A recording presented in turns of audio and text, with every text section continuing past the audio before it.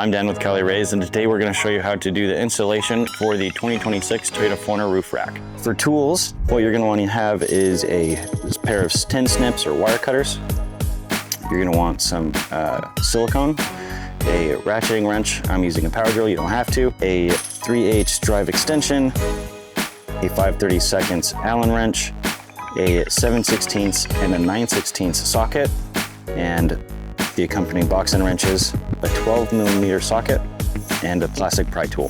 For 1/4" hardware, you will be receiving 16 T-nuts, 16 1/2" button head screws, 50 5/8 button head screws, 4 3/4" button head screws, 78 1/4" washers, and 8 1/4" lock nuts. For 3/8 hardware, you're going to receive 2 3/8 hex head bolts, 4 copper washers, 2 regular 3/8 washers, and a lock nut.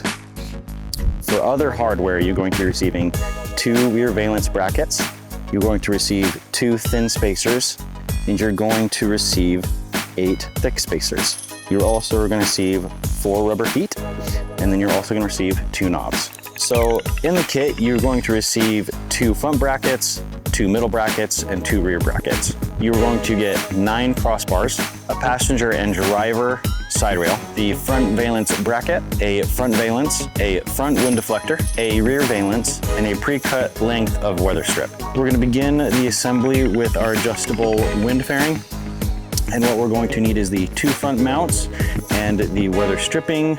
We're going to need the bottom bracket, the valence, and then the adjustable wind deflector. We have all of our hardware. So we've got our 4 rubber bumpers with the 1/4" hardware. We've got our knobs. We've got our 3/8 hardware with the washers.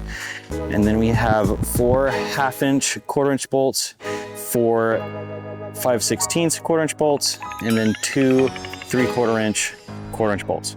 So to begin, we're going to be taking our driver's side bracket with the smaller spacer. We're going to be putting that onto the wind deflector itself. We're going to be threading that into the slot, and then we're going to take the silver washer, place it onto 3 3/4" bolts. We're going to place that through while trying to thread the copper washer through one side. Then we're going to take the other, push it through there. Then we're going to lightly thread the lock nut while the stud goes through. It is a little tight, so you're going to have to back it off a little bit just so you can get that started. And then slowly push it through the bracket until you get it to hit that nylon. And then we're going to do the same thing to the other side. So next, we're going to lightly thread the front valence onto that bottom bracket. So we're going to be taking our 1/2" long bolts. Just get those started, just enough to hold that valence on there, and then we're going to be placing it onto the front brackets. Now that these are placed on, we're going to line up the holes on the front, get those threads started with the 5/8 bolts. I'm going to do the same thing to the other side. Now that I have this valence mounted on with the bracket, I'm going to tighten these 3/4" bolts just till it's snug, just so that when you let go of that wind deflector, that it stays in the position that it is, but you don't want it too tight or else it'll be hard to manipulate.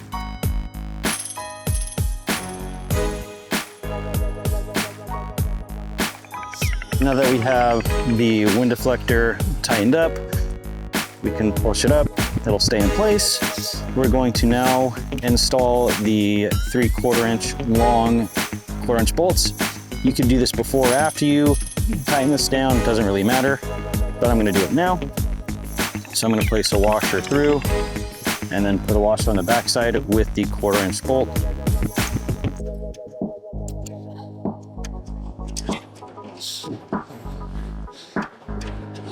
Just get the thread started. And then I'm going to tighten this down and do the same thing to the other side.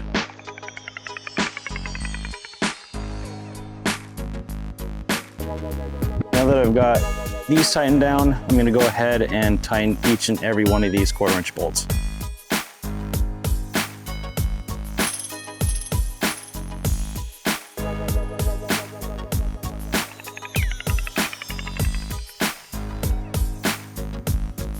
Now that the assembly is put together, I'm going to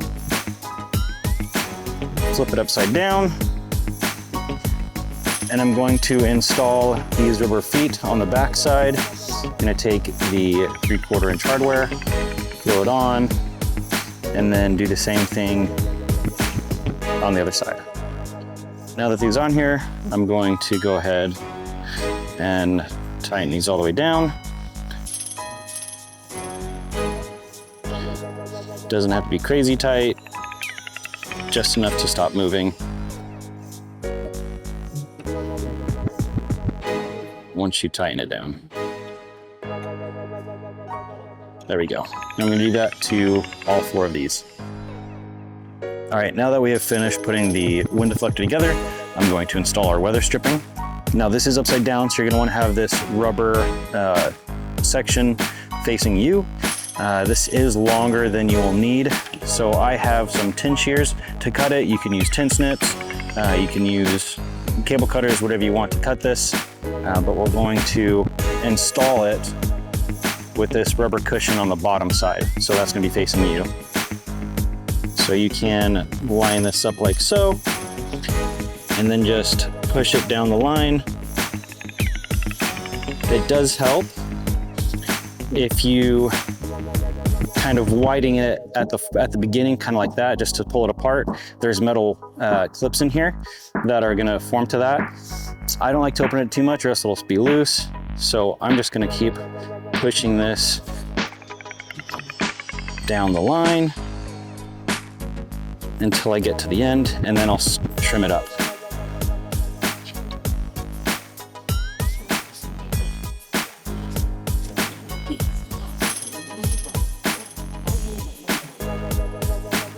Now that I'm at the end, I'm going to go ahead and clip the end off.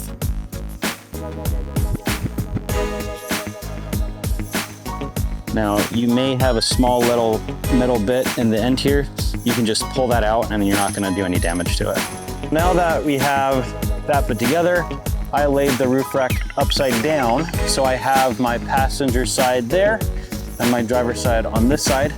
I'm now going to place my T-nuts in the correlating extrusions.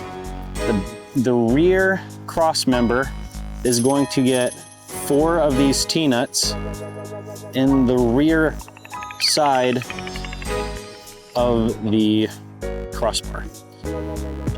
And that is going to be for the rear valence. Next, we have our second extrusion. We're going to be putting 2 of these T-nuts on each side. So I have 2 here for my rear mount, and then I will be putting 2 in this side. Next, I'm going to move down to our middle mount, which starts at the 3rd from the front crossbar. Same thing as the rear crossbar or the rear mount. I'm going to put 2 T-nuts on the side here. And then I'm also going to put 2 more T-nuts on the 4th extrusion.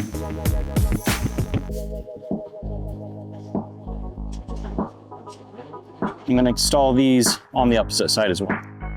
Next, I'm going to be mounting the roof rack's feet. I'm going to start with the rear, and you're going to want it orientated in this direction. Remember, I'm putting this rack upside down. So you want this flange that attaches to this crossbar pointing towards the inside of the vehicle. And then you're going to want the feet, the bottom of the foot that attaches to the roof itself, pointed to the outside of the roof rack. So I have my 1/2 inch hardware already put together. I'm going to set it above my T-nuts, and then I'm going to thread them down.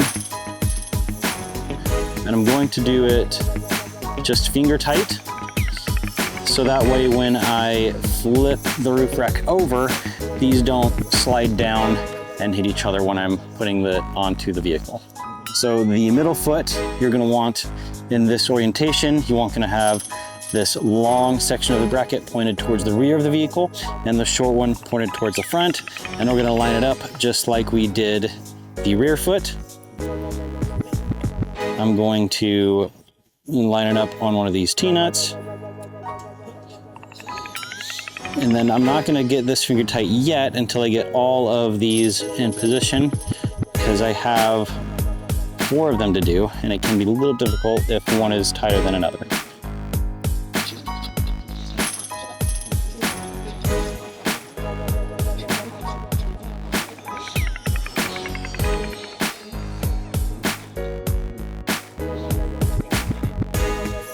So now that these are attached, I'm going to slide this as a whole a little farther in so that this foot doesn't touch the side rail. So now that I've got that where I want it, I'm going to get this finger tight. And I'm going to do the same process to the other side.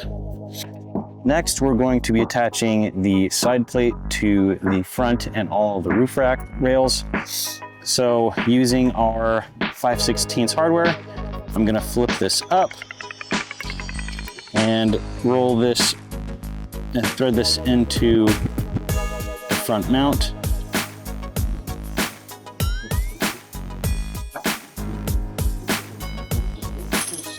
And now I'm going to do this to the crossbars from here all the way back.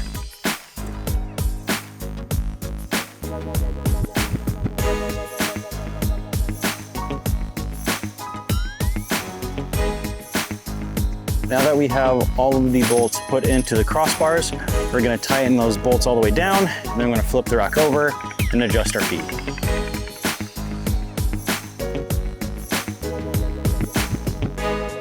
So next I'm going to be installing this rear valence. So I'm going to be butting it up next to this frame and then threading it into the T-nuts I placed in this crossbar before.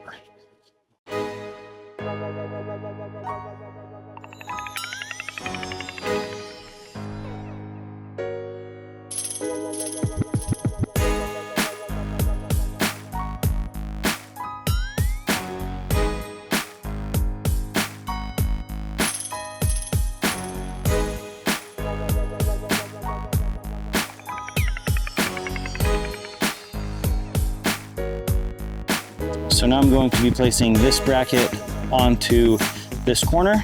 I'm going to do the same thing to the other side. So I'm going to take our 5/16 bolt or 5/8 bolt, throw that in, and then take our 3/4 long bolt and thread it there. I'm going to come back with a 5/16 wrench and tighten this down, and I'm going to do this to that side. So the last thing that we're going to do is install the knobs on both sides of the adjustable wind deflector, and then we are going to move on to the roof of the 4Runner. We've already removed the rails on this vehicle. So to do that, there's going to be a front cap and a rear cap. You're going to use your pry tool to pop that cap open and then push it forward. And then you're going to have 12mm bolts to undo. Obviously, we've already done that, but you're going to take those out.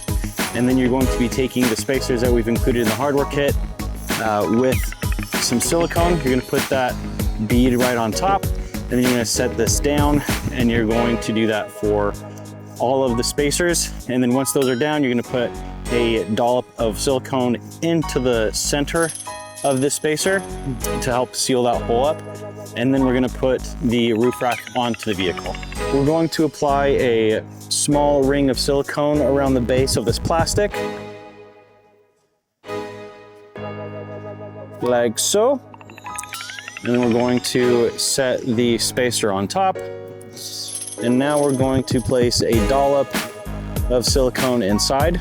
So when that bolt goes down, it seals both inside and the outside so no water can come through. And we're going to go ahead and do that for all of them on the vehicle. Now that we have applied all of the silicone we need, we're gonna go ahead and install the rack onto the truck.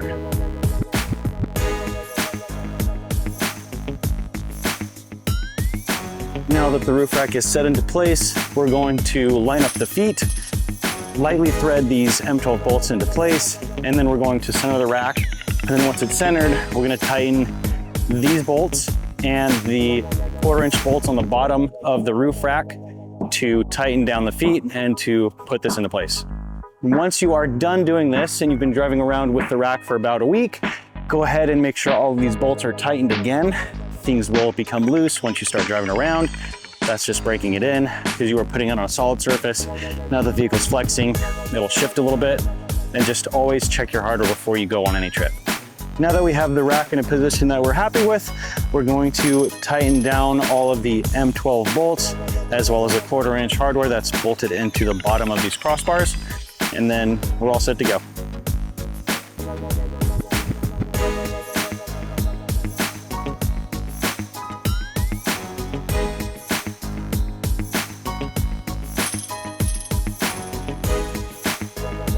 And that's how you install the roof rack for the 2025 Plus Toyota 4Runner. Please do not forget to like, comment, and subscribe to Cali Raised LED's YouTube channel, as well as visiting caliraised.led.com for other awesome products like these.